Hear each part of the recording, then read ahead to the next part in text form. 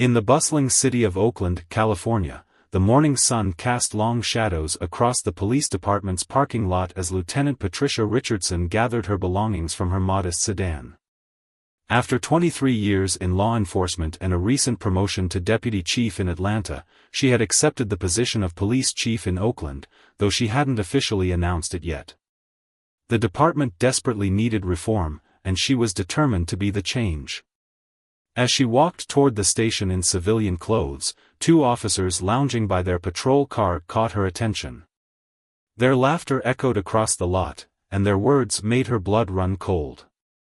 "Can you believe that lady trying to file a complaint yesterday?" one officer snickered, mimicking an exaggerated accent. "Acting like she owned the place just because she drives some fancy car." His partner joined in, "Yeah, these people move into the nice neighborhoods and suddenly think they run everything. Should have seen her face when I took my sweet time processing her paperwork." Patricia's hand tightened around her coffee cup, but she maintained her composure. She'd encountered this behavior throughout her career, the casual discrimination, the subtle harassment, the unprofessional conduct that often went unchallenged. Instead of confronting them immediately, she pulled out her phone and recorded their conversation while pretending to check her emails. The officers continued their inappropriate banter, unaware that their words were being documented by their soon-to-be superior. Patricia had specifically requested to visit the department incognito for a week before her official introduction, wanting to observe the genuine culture without the artificial behavior that typically accompanied a new chief's arrival. As she entered the station, Officer Chen, one of the few who knew her real identity, greeted her discreetly. He had been her inside contact during the transition period, providing valuable insights into the department's internal dynamics. "Good morning, ma'am," he whispered, sliding a folder across the desk. "These are the personnel files you requested." Patricia nodded, her mind already formulating a plan. The folder contained complaints filed against various officers, including the two she'd just encountered. Their records showed a pattern of similar behavior, multiple citations for unprofessional conduct, disproportionate stops of minority drivers, and suspicious delays in response times to certain neighborhoods. Throughout the day, Patricia moved through the station like a ghost, observing interactions, listening to conversations, and taking mental notes. She watched as the same two officers from the morning incident dismissed an elderly black woman's concern about suspicious activity in her neighborhood, telling her they had real crimes to worry about. The woman, Mrs. Thompson, a respected community leader who had lived in Oakland for over 5 decades, left the station fighting back tears. Patricia followed her out, introducing herself as a civilian consultant conducting a department review. "It's been like this for years," Mrs. Thompson confided, her voice heavy with resignation. "My husband served on the city council for 15 years, but in here, we're still just..." She trailed off, shaking her head. Patricia spent her lunch break reviewing body camera footage from the past month, her concern growing with each video. The discrimination wasn't always overt, it lived in the subtle differences in tone, the selective enforcement of minor violations, the invisible walls built between the department and the communities they were supposed to serve. Later that afternoon, she witnessed the same officers who had mocked her that morning responding to a call at a local business. The owner, a young black entrepreneur who had recently opened a successful tech startup, reported suspicious activity around his building. The officer's demeanor was dismissive, their questions tinged with skepticism about whether he actually owned the business. Patricia documented everything, building a comprehensive picture of the department's cultural issues. She knew that addressing these problems would require more than just disciplinary actions, it would need a complete overhaul of training, accountability measures, and community engagement protocols. As the day drew to a close, she received a text from the mayor's office confirming tomorrow's appointment, her official introduction as the new police chief. The department-wide meeting was scheduled for 9 a.m., and all officers were required to attend. In her temporary office, Patricia began preparing her presentation, including carefully selected video clips, statistical analysis of enforcement patterns, and testimony from community members. Her approach wouldn't be about shame or punishment, but rather about growth, accountability, and rebuilding trust. She thought about her own journey, the challenges she'd faced, the mentors who had supported her, and the changes she'd helped implement in other departments. Oakland wouldn't be an easy assignment, but that's exactly why she had chosen it. As she gathered her things to leave, she heard those same two officers in the break room, still carrying on with their inappropriate comments. Tomorrow would be quite a wake-up call for them, but Patricia's goal wasn't to humiliate them. Instead, she wanted to challenge them to be better, to understand the impact of their actions, and to recognize their potential to be part of positive change. The sun was setting as she left the station, casting an orange glow across the bay. In her car, Patricia reviewed her notes one final time, adding details about the day's observations. Tomorrow would mark the beginning of a new era for the Oakland Police Department, and while she knew there would be resistance, she was ready for the challenge. This wasn't just about correcting bad behavior or implementing new policies, it was about transforming a culture, rebuilding community trust, and creating a department that truly served and protected all its citizens equally. As she drove home, Patricia reflected on the faces she'd seen today, both officers and civilians, knowing that her actions in the coming weeks would impact all of their lives. Tomorrow would be just the beginning of a long journey, but she was ready to lead the way. The next morning arrived with a buzz of anticipation at the Oakland Police Department. Officers filed into the main conference room, their usual morning banter echoing off the walls. The two officers from yesterday, Officers Thompson and Rodriguez, settled into their seats near the back, coffee cups in hand, still chuckling about their recent encounters. The room was packed, with nearly 150 department members present, patrol officers, detectives, administrative staff, and command personnel. The mayor stood at the podium, his presence adding gravity to the occasion. Behind him, a large screen remained dark, though a projector hummed quietly overhead. "Good morning, everyone," the mayor began, his voice carrying across the suddenly quiet room. "As you know, we've been through an extensive search for our new police chief. Today, I'm honored to introduce someone who brings over 2 decades of law enforcement experience and a proven track record of departmental transformation." In the back, Officers Thompson and Rodriguez exchanged knowing looks, having spent the previous week speculating about the new chief. They'd convinced themselves it would be another old-school administrator from within the state system, someone they could easily navigate around.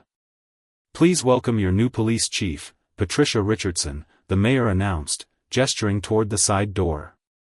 The room erupted in polite applause as Patricia walked in, now wearing her full-dress uniform adorned with commendations and badges of rank. The applause faltered slightly as recognition dawned on several faces, particularly those of Thompson and Rodriguez, who suddenly sat up straighter, their smirks vanishing. Patricia took her place at the podium, her presence commanding the room. "Thank you, Mayor. Good morning, everyone." Her voice was steady and clear. "Before I outline my vision for this department, I'd like to share some observations from my week here." The screen behind her came to life, displaying security camera footage from the parking lot, Thompson and Rodriguez's morning conversation from yesterday. The color drained from their faces as their own voices filled the room. Patricia let the clip play for 30 seconds before pausing it. "This was just day one," she continued, her voice firm but not angry. "What you've just witnessed represents a culture that ends today." She clicked to the next slide, showing statistical data of response times and enforcement patterns across different Oakland neighborhoods. "These numbers tell a story," Patricia explained, "but not the whole story. Behind each of these statistics is a human being, a citizen we've sworn to protect and serve." She played another clip, this time showing Mrs. Thompson's interaction with the officers. The room remained silent as Patricia methodically presented evidence of systemic issues within the department. She wasn't just focusing on Thompson and Rodriguez, her presentation highlighted various instances of both professional excellence and concerning behavior throughout the force. "I'm not here to shame anyone," Patricia stated, her tone shifting. I'm here because I believe in this department's potential. I've seen the good work many of you do. I've witnessed acts of compassion, bravery, and dedication. But I've also seen how a few bad habits, unchecked biases, and casual unprofessionalism can undermine everything we stand for. She then outlined her immediate action plan: mandatory cultural sensitivity training, community engagement initiatives, and a complete overhaul of the complaint investigation process. But it wasn't just about punitive measures. She also introduced programs for officer wellness, community police dialogue sessions, and professional development opportunities. "Officer Chen," she called out, "could you please share your experience from the youth outreach program you initiated last month?" Chen stood up, describing a successful initiative he'd started that brought officers and local teenagers together for weekly basketball games and mentoring sessions. His success story served as a perfect example of the positive community engagement Patricia wanted to emphasize. As the meeting progressed, Patricia noticed something shifting in the room. The initial tension began to ease as officers realized this wasn't just about criticism, it was about improvement, support, and growth. Even Thompson and Rodriguez, despite their obvious discomfort, seemed to be listening intently. "I know change isn't easy," Patricia acknowledged, nearing the end of her presentation. "But I'm not asking you to change who you are. I'm asking you to become the best version of who you can be. The communities we serve deserve nothing less." She then announced individual meetings would be scheduled with every officer over the next 2 weeks. "My door is always open," she emphasized. "I expect honesty, and in return, you'll receive the same from me." As the meeting concluded, Patricia called officers Thompson and Rodriguez to her office. The walk there was silent, their earlier bravado completely evaporated. Inside, rather than the harsh reprimand they expected, they found their new chief sitting casually on the edge of her desk. "Gentlemen," she began, "I believe you both can be excellent officers. Your service records show moments of outstanding police work. But excellence isn't just about solving cases or making arrests, it's about how we treat every member of our community, regardless of who they are or where they live." The conversation that followed wasn't just about their misconduct, it was about their potential, their frustrations with the job, and their own experiences with prejudice and stereotyping. Patricia listened more than she spoke, understanding that real change would require more than just new policies and procedures. As the day continued, word spread through the department about how the new chief had handled the situation. Instead of public humiliation or immediate disciplinary action, she had chosen a path of accountability paired with opportunity for growth. It sent a powerful message: this wasn't about punishment, but transformation. By day's end, Patricia sat in her office, reviewing the day's events. She knew this was just the beginning. Real change would take time, patience, and consistent effort. But as she watched officers leaving for their evening shifts, she noticed something different in their demeanor. There was a new awareness, a subtle shift in how they carried themselves. The first steps toward change had been taken, and though the road ahead would be challenging, Patricia Richardson was ready to lead the way, one day at a time. The following weeks at the Oakland Police Department unfolded like a carefully orchestrated symphony of change. Patricia's influence began to ripple through the ranks, though not without its share of resistance and challenges. She had expected pushback, but what she hadn't anticipated was the depth of both support and opposition her new initiatives would generate. One morning, 3 weeks into her tenure, Patricia arrived at the station to find an anonymous letter on her desk. The handwritten note detailed instances of discriminatory practices that went beyond what she had initially discovered. It described how certain officers would deliberately delay responses to calls from predominantly minority neighborhoods, using a subtle code system to alert others about the caller's race. As she read the letter, Officer Chen knocked on her door with the morning briefing. "Chief, you might want to see this," he said, handing her a tablet showing social media posts. Local community groups were sharing stories of recent positive interactions with officers Thompson and Rodriguez, the same officers she had confronted on her first day. The posts described how the officers had spent extra time helping an elderly black woman whose car had broken down, not just calling a tow truck but waiting with her until her family arrived. Another post showed them playing basketball with local teens after responding to a noise complaint, turning what could have been a confrontational situation into a community-building moment. Patricia smiled, but her expression turned serious as she returned to the anonymous letter. "Chen, I need you to gather some data for me. Let's look at response times across all districts for the past 6 months. And get me the radio transcripts for any calls using codes that aren't in our official handbook."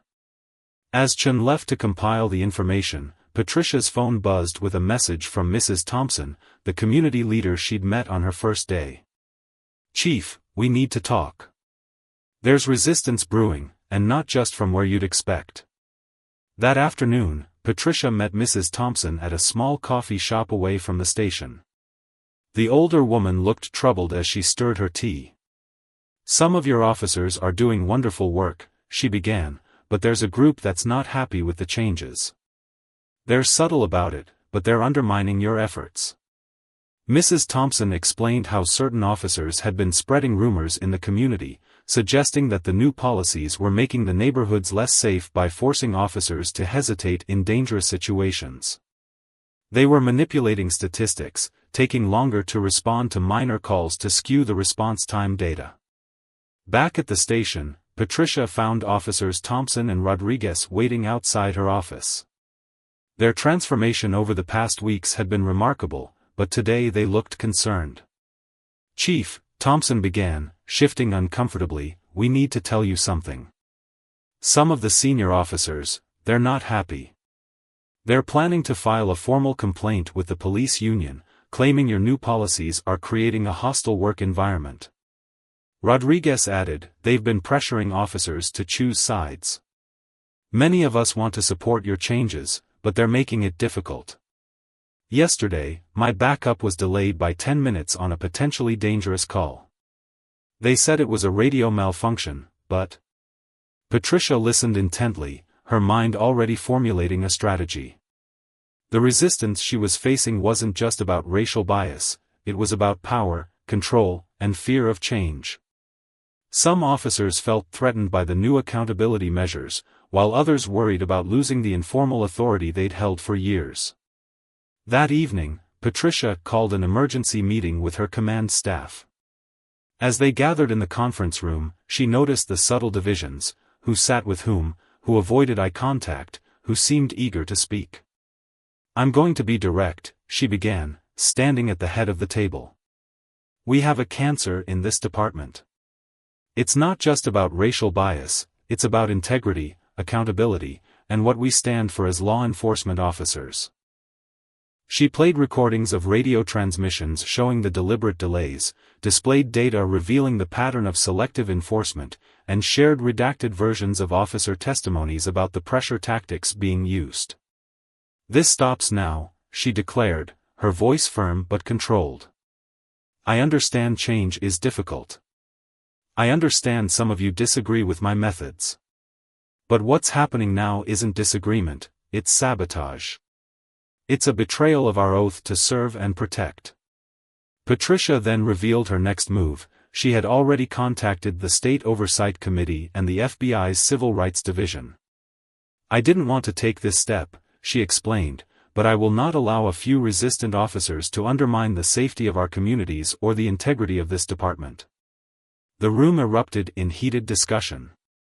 Some commanders argued that involving outside agencies would destroy morale. Others supported her decision, sharing their own observations of misconduct they'd been hesitant to report. As the debate continued, Patricia received a text message that made her blood run cold. There had been a shooting in one of the neighborhoods where response times had been deliberately delayed. A young man had been critically wounded while waiting for police assistance. The room fell silent as she shared the news. This wasn't just about policies and procedures anymore, real lives were at stake. Patricia looked at each person in the room, her gaze unwavering. "Tomorrow morning, I'm holding a press conference," she announced. "I'm going to publicly address everything, the resistance to change, the deliberate misconduct, and our plan to move forward. Anyone who wants to be part of the solution is welcome to stand with me. Those who don't. She paused, letting the implication sink in. As the meeting dispersed, Patricia remained in the conference room, reviewing personnel files and department protocols. She knew tomorrow would be a turning point, either the department would begin to truly transform, or the resistance would escalate into open conflict. Either way, she was prepared for the battle ahead. The stakes were too high to back down now. The morning of the press conference dawned with an unusual tension in the air. Local news vans lined the street outside the Oakland Police Department, their satellite dishes reaching toward the gray sky like metal fingers. Inside her office, Patricia adjusted her uniform one last time, reviewing her prepared statement. The shooting from the previous night weighed heavily on her mind. The victim, a 19-year-old college student named David, remained in critical condition. The preliminary investigation revealed a 17-minute delay between the initial 911 call and police response, a delay that shouldn't have happened in a well-functioning department. A knock on her door interrupted her thoughts. It was Officer Chen, looking more serious than usual. "Chief, you need to see this," he said, handing her a USB drive. "I was going through the radio transmissions from last night, and I found something." The audio files revealed a disturbing pattern. During the critical minutes after the shooting was reported, several officers had used unauthorized codes to redirect response units. It wasn't just negligence, it was deliberate interference. Patricia's jaw tightened as she listened. "Who was on dispatch?" she asked, though she already suspected the answer. "Lieutenant Walker," Chen replied. "He's one of the ones who's been most vocal against your reforms." Before Patricia could respond, Mrs. Thompson burst into the office, out of breath. "Chief, you've got to stop the press conference," she said urgently. "They're planning something. I just overheard two officers talking at the coffee shop. They've got documents, manipulated evidence to make it look like your reforms are causing crime rates to spike." Patricia stood, her decision made. "No," she said firmly. "We're not stopping. In fact, we're going to give them exactly what they want, full transparency." She spent the next hour making calls, to the mayor, the FBI liaison, and surprisingly, to Officers Thompson and Rodriguez. When she finally walked toward the press room, she wasn't alone. Behind her walked a diverse group of officers, community leaders, and city officials. The press room was packed, cameras flashing as Patricia took the podium. Lieutenant Walker and his supporters sat in the front row, their expressions a mixture of smugness and anticipation. They thought they had the upper hand. "Good morning," Patricia began, her voice steady. "I stand before you today not just as the chief of police, but as someone who has witnessed both the best and worst of what law enforcement can be." She then did something unexpected. She stepped away from the podium and walked to the center of the stage, removing her prepared statement from her jacket and setting it aside. "Last night, a young man was shot in our city. His name is David, and right now, he's fighting for his life in Oakland General Hospital. The response time to his emergency call was 17 minutes. In law enforcement, we know that minutes, even seconds, can mean the difference between life and death." Patricia gestured to Officer Chen, who began playing the radio transmissions on the room speakers. The recordings were damning, clear evidence of deliberate interference with emergency response protocols. "What you're hearing is not just unprofessional conduct," Patricia continued. "It's a criminal act. Those responsible will be held accountable, not just by me, but by the FBI's Civil Rights Division, which has already opened an investigation." Lieutenant Walker stood up, his face red. "This is a witch hunt," he shouted. "You're destroying this department with your social justice agenda." Patricia remained calm. "No, Lieutenant. What's destroying this department is the belief that we can pick and choose who deserves our protection based on their race, their neighborhood, or their economic status. She then gestured to Officers Thompson and Rodriguez, who stepped forward. They shared their own transformation stories, how they'd initially resisted change but had come to understand the importance of fair and equal policing through their recent community interactions. Mrs. Thompson spoke next, followed by other community leaders who shared stories of both discrimination and positive change. Each testimony built upon the last, creating a powerful narrative of transformation and hope.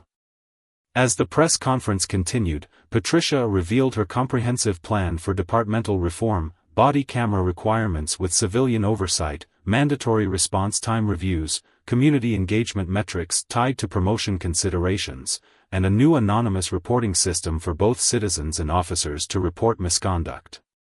Change isn't just about new policies, she explained. It's about creating a culture where every officer understands that their primary duty is to protect and serve all members of our community. Those who can't or won't adapt to this reality have no place in modern law enforcement. The room erupted in questions, but Patricia maintained control.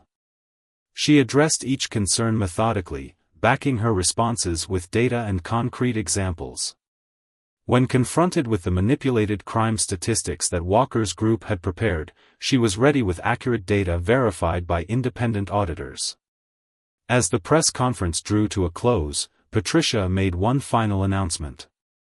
Effective immediately, I'm implementing a zero-tolerance policy for discriminatory practices and deliberate misconduct. This includes informal codes, selective enforcement, and any form of retaliation against officers who report violations. She looked directly at Lieutenant Walker and his supporters. You have a choice to make. Embrace change and be part of building a better department, or find another line of work. There is no middle ground. The message was clear: the old guard's resistance had not only failed but had backfired spectacularly. Their attempts to undermine reform had instead strengthened Patricia's position and accelerated the pace of change. As the reporters filed out, Patricia noticed something unexpected: several officers from Walker's group approaching Officers Thompson and Rodriguez, their body language suggesting they wanted to talk. Perhaps the tide was finally turning. The battle wasn't over, but today had marked a significant victory in the war for change. The aftermath of the press conference sent shockwaves through the Oakland Police Department. Within days, Lieutenant Walker and several of his closest allies submitted their resignations, but their departure wasn't the end of the story, it was just the beginning of a deeper transformation. Patricia sat in her office early one morning, reviewing the latest community feedback reports when a group of patrol officers requested to speak with her. Leading them was Officer Torres, who had previously been one of Walker's strongest supporters. "Chief," Torres began, his voice carrying a mix of regret and determination, "we've been doing a lot of thinking. After what happened with David, and seeing how Thompson and Rodriguez have changed, we want to be part of the solution." The officers shared stories of their own experiences, moments when they'd witnessed discrimination but stayed silent, times they'd followed unwritten rules that they knew were wrong. One by one, they painted a picture of a culture they'd been both victims and perpetrators of. Meanwhile, David, the shooting victim, was showing signs of recovery. Patricia visited him in the hospital, where his mother greeted her with tears in her eyes. "The doctors say if help had arrived sooner." She couldn't finish the sentence. "I know," Patricia responded, taking the woman's hand. "And I promise you, we're making sure this never happens again."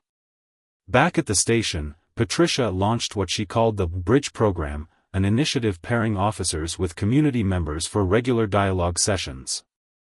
The program started with Officers Thompson and Rodriguez sharing their transformation stories with new recruits.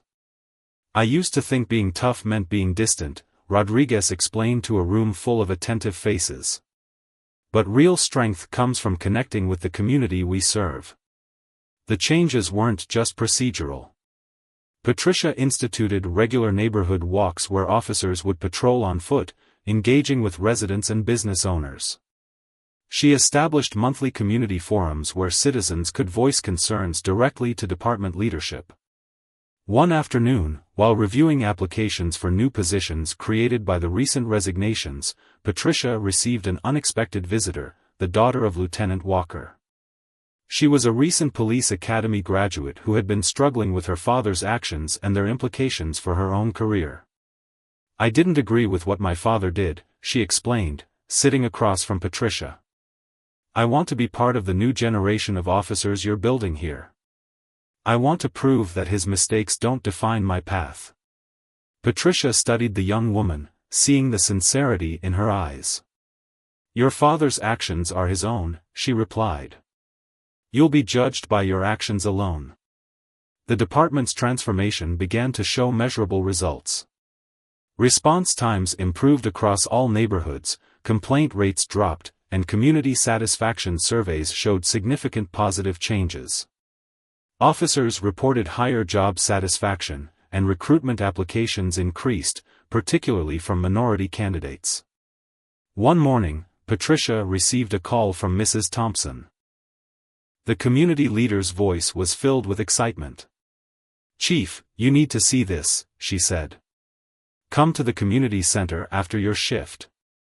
When Patricia arrived, she found the center buzzing with activity. Officers who had once been reluctant to engage with the community were now volunteering their time, helping with youth programs, senior services, and neighborhood watch initiatives. In one corner, Officer Torres was teaching a group of teenagers about police procedures, explaining their rights and responsibilities in a way that fostered understanding rather than fear. In another, Thompson and Rodriguez were organizing a community safety workshop. "This," Mrs. Thompson said, gesturing to the scene before them, "this is what real policing looks like." The transformation wasn't without its challenges. Some officers still struggled with the changes, and there were occasional setbacks. But the culture was shifting, one interaction at a time. During a department meeting, Patricia shared body camera footage that captured Officer Torres responding to a call in a neighborhood he had once approached with bias. The video showed him taking time to listen to residents' concerns, treating everyone with respect, and following up on issues that might have been ignored in the past. "This is what excellence looks like," Patricia announced to the assembled officers. "This is how we rebuild trust." As she walked through the station that evening, Patricia overheard conversations that would have been unimaginable just months ago. Officers discussing community engagement strategies, sharing success stories about positive interactions, and actively working to identify and address their own biases. The young recruit who had replaced Lieutenant Walker approached her, clipboard in hand. "Chief, we've had requests from 3 other departments to learn about our reform program. They want to implement similar changes." Patricia smiled, remembering her own first days as chief. The transformation was spreading beyond Oakland, creating ripples of change throughout the law enforcement community. That night, as she prepared to leave the station, Patricia passed by the wall where photos of past police chiefs hung. Soon, her picture would join them, not just as the first black woman to hold the position, but as someone who had fundamentally changed what it meant to protect and serve. The fight wasn't over, but the foundation for lasting change had been laid. One department, one officer, one interaction at a time, they were building a new model of policing, one based on respect, understanding, and genuine community service. 6 months into Patricia's tenure as police chief, the Oakland Police Department hosted an unprecedented event, an open house that brought together officers and community members from every neighborhood in the city. The station's community room, once a sterile space used mainly for press conferences, now buzzed with animated conversations and laughter. David, now fully recovered from the shooting, stood at the center of a group of officers and residents, sharing his story.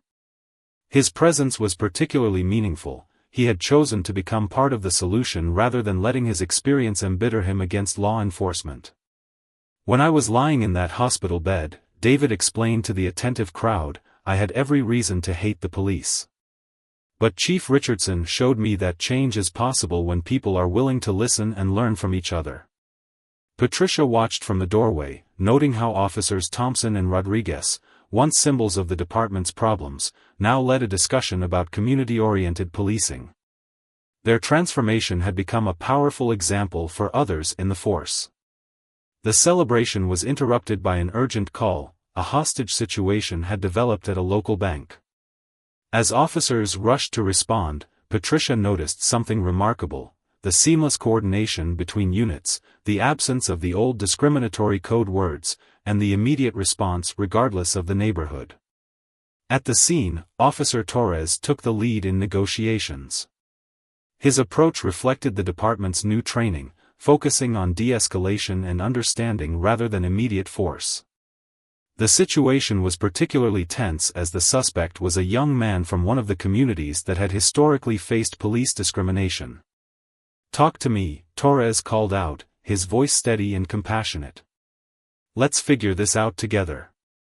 His words carried the weight of genuine concern rather than the mechanical responses of the past. As the situation unfolded, community members gathered behind the police line. Instead of the usual hostile atmosphere, there was a sense of trust. Mrs. Thompson arrived, working with other community leaders to keep the crowd calm and informed. After 2 hours of careful negotiation, the young man surrendered peacefully. What happened next demonstrated how much the department had changed. Instead of immediately taking him away, Torres ensured he received proper medical attention for his visible distress and made sure his family was notified. Back at the station that evening, Patricia called a debriefing session. The discussion wasn't just about tactics and procedures, it focused on understanding the root causes that had led to the incident and how the department could work with community organizations to prevent similar situations. "Today showed us something important," Patricia addressed her officers. "When we approach our work with empathy and understanding, we can resolve even the most dangerous situations without losing our humanity." The next morning, local news coverage praised the department's handling of the crisis. Social media was filled with positive comments from witnesses who had observed the professional and compassionate response. It was a far cry from the negative coverage that had once dominated discussions about the Oakland PD. Patricia's phone buzzed with a message from the mayor: "The city council wants to use our department as a model for police reform across the state. They're calling it the Oakland Initiative." As she walked through the station, Patricia noticed Officer Walker's daughter, now a promising rookie, consoling a distraught teenager who had come to report a missing friend. The young officer's approach, patient, empathetic, and professional, embodied everything the reform department stood for. In the break room, a group of officers discussed their recent community engagement projects. One had started a mentoring program for at-risk youth, another was organizing financial literacy workshops in underserved neighborhoods, and a third was coordinating with local businesses to create job opportunities for former offenders. "You know what's different now?" Officer Chen remarked during their morning briefing. "We're not just enforcing the law, we're actually part of the community we serve." That afternoon, Patricia received a letter from a national police reform organization, requesting her to speak at their annual conference. The letter mentioned how departments across the country were studying Oakland's transformation as a blueprint for change. As she prepared her presentation, Patricia reflected on the journey. The statistics told part of the story: reduced crime rates, improved response times, higher community satisfaction scores. But the real changes were in the daily interactions, the small moments that rebuilt trust one encounter at a time. During her evening rounds, Patricia stopped to watch Thompson and Rodriguez teaching a civilian police academy class. The room was filled with diverse community members eager to understand law enforcement from the inside. The officers shared not just procedures and protocols, but their own stories of growth and change. "We're not perfect," Rodriguez told the class, "but we're committed to doing better every day. That's what real progress looks like." Later that night, as Patricia finished her paperwork, she found a handmade card on her desk. It was from a group of elementary school students who had recently toured the station. Their drawings showed police officers helping people, playing with kids, and keeping the community safe, images that would have seemed impossibly optimistic just months ago. The card reminded her why all the struggles had been worth it. They weren't just changing a department, they were changing perceptions, breaking down barriers, and building bridges that would serve generations to come. Outside her window, the lights of Oakland twinkled in the darkness. Each light represented a home, a family, a part of the community they had sworn to protect and serve. The transformation wasn't complete, there would always be new challenges to face and improvements to make, but they were on the right path. 1 year into Patricia's leadership, the Oakland Police Department faced its biggest test yet. A series of protests erupted across the city following a controversial national incident. Unlike the past, when such situations often devolved into confrontations between police and protesters, Oakland was about to demonstrate just how much things had changed. Patricia gathered her command staff early that morning, before the planned protests.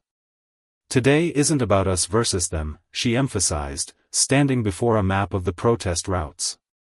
"It's about protecting everyone's rights while keeping our community safe." Officer Torres, recently promoted to sergeant, shared intelligence gathered through community contacts. "The organizers want peaceful demonstrations," he reported. "They're working with us to identify potential outside agitators who might try to cause trouble." The department's preparation reflected its transformed approach. Instead of riot gear and tactical vehicles, officers were equipped with water bottles and first aid kits. Community liaisons, including Mrs. Thompson, were integrated into the command structure, providing real-time communication between protesters and police. As crowds began gathering downtown, David, now a volunteer community coordinator, worked alongside officers Thompson and Rodriguez to establish safety corridors.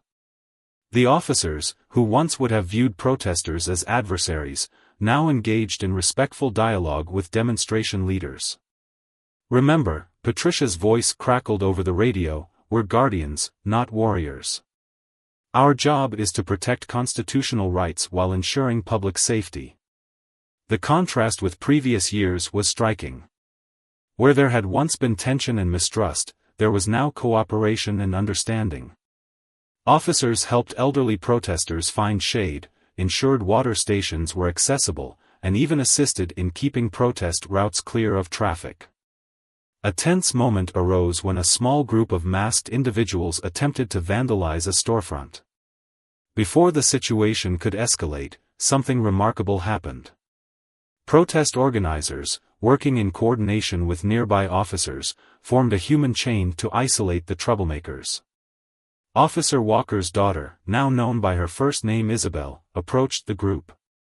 Using the de-escalation techniques that had become standard department protocol, she managed to resolve the situation without arrests or violence. A year ago, Mrs. Thompson commented to Patricia as they observed from the command center, "This would have been tear gas and riot shields. Look at us now." The day's events caught national attention. News crews captured images of officers kneeling with protesters, sharing water bottles, and engaging in meaningful conversations about police reform. Social media exploded with positive comments about the Oakland model of protest management. Back at the station that evening, Patricia received a call from the governor's office. "Your department's handling of today's protests was exemplary," the governor said. "We want to implement your training programs statewide." During the post-event debriefing, officers shared their experiences. Many spoke about how different it felt to work with the community rather than against it. Officer Chen described a moment when a young protester, initially hostile, broke down in tears after a genuine conversation about his fears and experiences. "We're not just changing procedures," Patricia told her team. "We're changing hearts and minds, including our own." The following days brought more demonstrations, each handled with the same blend of professionalism and compassion. The department's approach became a case study in modern policing, with observers from other cities arriving to learn from Oakland's example. One afternoon, Patricia found a group of veteran officers in deep discussion with protest organizers, planning joint community initiatives. The conversation had moved beyond immediate concerns to address systemic issues affecting the community. "This is what real police work looks like," Torres explained to a visiting delegation from another department. It's not about power or control, it's about service and understanding. The department's transformation continued to evolve. Officers who had initially resisted change now became its strongest advocates. Training sessions included input from community members, ensuring that police procedures aligned with community needs and expectations. Isabel Walker organized a series of youth forums, creating safe spaces for young people to share their experiences and concerns about law enforcement. Her father's shadow no longer defined her, she had become a symbol of the department's new generation. During one such forum, a teenager asked her about the department's past. "We can't change history," Isabel responded, "but we can learn from it and do better. That's what we're doing here in Oakland." The success of the protest response led to new initiatives. The department established a community response unit, specifically trained to handle large public gatherings through dialogue and cooperation rather than confrontation. Officers Thompson and Rodriguez, once symbols of the old guard, became key trainers in the program. Patricia's office wall now displayed a collection of thank you letters from community members, each telling a story of positive change. One particularly touching note came from a former critic of the department, acknowledging how their perspective had shifted after experiencing the new approach firsthand. As the sun set over Oakland that evening, Patricia walked through the neighborhoods she'd sworn to protect. She saw officers playing basketball with local kids, chatting with shop owners, and engaging with residents in ways that would have been unimaginable a year ago. The transformation wasn't just about policies or procedures, it was about building relationships, understanding different perspectives, and creating a new model of public safety that worked for everyone. The protests had proven that change was possible, even in the most challenging circumstances. In the station's break room, a photo board displayed images from the recent demonstrations, officers and protesters standing together, sharing moments of humanity amid the tension. Below it, someone had posted a simple message: "This is who we are now." 18 months after Patricia Richardson took command of the Oakland Police Department, the city hosted a national law enforcement conference focused on community-oriented policing. Departments from across the country gathered to learn from Oakland's transformation, but the most powerful moments came from unexpected sources. The main auditorium was packed as David, the shooting victim whose case had sparked major changes, took the stage alongside officers Thompson and Rodriguez. Their joint presentation, from adversaries to allies, moved many in the audience to tears. "I never thought I'd be standing here with police officers, calling them friends," David said, his voice steady and clear. "But that's what real change looks like. It's not just about policies, it's about seeing each other's humanity." Patricia watched from the back of the room, remembering the tensions and challenges of those early days. The department's statistics told an impressive story: complaints down by 70%, response times equalized across all neighborhoods, community satisfaction ratings at historic highs. But the real success stories were in the daily interactions that never made the headlines. Officer Isabel Walker, now running the department's youth outreach program, shared how her father's resignation had led to her own journey of growth. "Sometimes," she told the audience, "the hardest part of change is acknowledging that those we looked up to were wrong. But that acknowledgement opens the door to something better." During the conference breaks, visitors toured the station, noting the transformation of the physical space. The once sterile halls now displayed community artwork, photos of joint police community events, and bulletin boards filled with thank you notes from residents. Mrs. Thompson, speaking on a panel about community partnerships, described the evolution she'd witnessed. "A year and a half ago, I couldn't have imagined walking into this station feeling welcome. Now, it feels like a community center that happens to house our police department."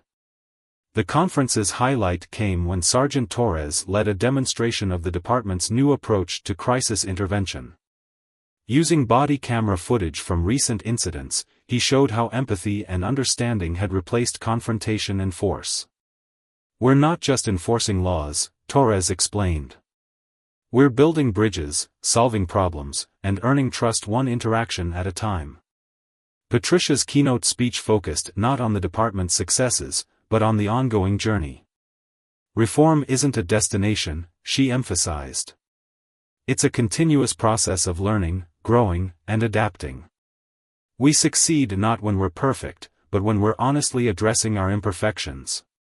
That evening, the department hosted a community dinner in the station's parking lot, transformed into an outdoor gathering space. Officers and residents shared meals and stories, their conversations flowing naturally without the tension that had once defined such interactions. David's mother, serving food alongside Officer Rodriguez's family, remarked to Patricia, "Look at this, who would have believed it possible?" The night's most powerful moment came when a group of teenage performers from the youth program presented a piece they'd created about police-community relations. Their performance acknowledged past wounds while celebrating present progress and future possibilities. As the conference drew to a close, departments from across the country committed to implementing elements of the Oakland model. Patricia received invitations to consult with agencies nationwide, but her focus remained on her own community's continued growth. In her final address to the conference, Patricia shared a story from the previous week. A rookie officer had responded to a call about suspicious activity in a predominantly minority neighborhood. Instead of rushing in with preconceptions, she had taken time to understand the situation, discovering that the suspicious gathering was actually a family reunion planning committee. That officer didn't just avoid a potential conflict, Patricia explained. She built trust. She was invited to the reunion. That's how change happens, one interaction, one relationship at a time. The following morning, as regular duties resumed, Patricia found Officers Thompson and Rodriguez training a new group of recruits. Their lesson wasn't about arrest procedures or tactical responses, it was about understanding community dynamics, recognizing bias, and building trust. "We're not just teaching them to be better officers," Thompson explained later. "We're teaching them to be better human beings." Walking through the station, Patricia passed the wall where photos of past chiefs hung. Her own image was there now, but it wasn't her individual achievement that mattered. It was the transformation represented in the candid photos beside it, officers and community members working together, learning from each other, building something new. Mrs. Thompson, stopping by for their regular coffee meeting, summed it up perfectly. "You know what's different now? When people see a police car in their neighborhood, they don't feel fear. They feel protected. That's real change." As the sun set over Oakland that evening, Patricia stood at her office window, watching officers head out for the night shift.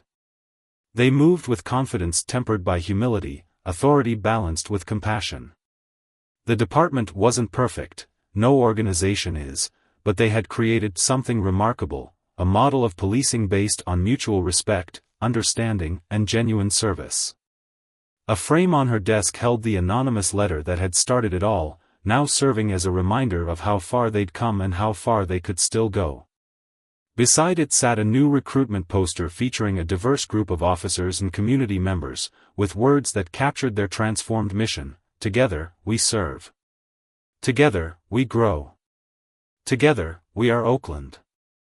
The story of the Oakland Police Department's transformation would continue, written daily in the countless interactions between officers and the community they served. It wasn't just about changing a department, it was about changing the very nature of policing, one relationship at a time. And that, perhaps, was Patricia Richardson's greatest achievement, not just reforming a police department, but helping to create a new vision of what law enforcement could be in the 21st century.